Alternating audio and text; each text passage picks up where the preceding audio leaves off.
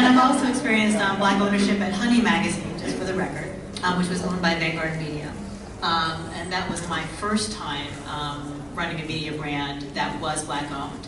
And I can say, just for context, that there is a tremendous difference when you are working for somebody who shares your overarching perspective. That's really very meaningful. You know, when I left Ebony and I moved to LA for the first time, I was actually working with Disney and at ESPN, helping them launch The Undefeated. And it was just I'm saying this because it's just for for contrast. As I was working with the team to put together the thinking behind that brand and what we were going to cover and whatever, the shadow of the mouse ears, right, was like all over everything that we were doing, and there were so many parameters around.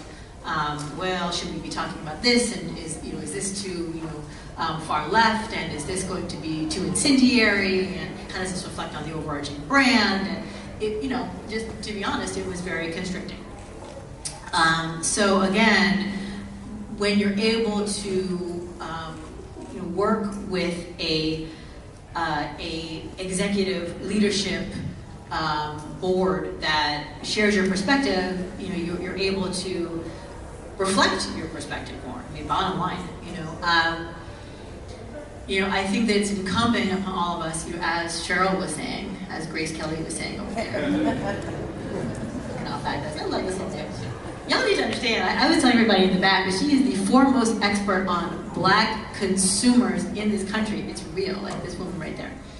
Anyway, but as she was saying, it's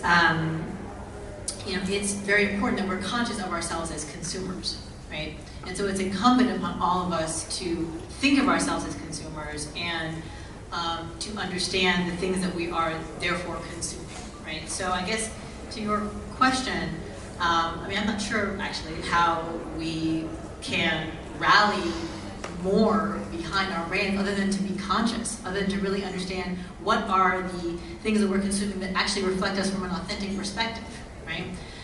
But I don't know, I kind of think that we do that intrinsically.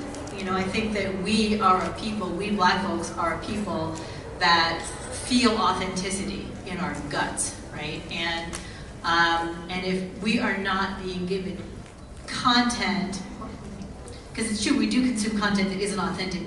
We also like pop culture, right? We like culture. We're out there in the world, so we do consume all that content too. But when it comes to our perspective, if things that are supposed to be about us and for us do not come with authenticity in place, I think we know it. So I think that we just need to continue to honor that feeling and understand who's really got our back, right? Who are the media brands? Who are the entertainment companies that truly have our back, and continue to support those. Support really does matter.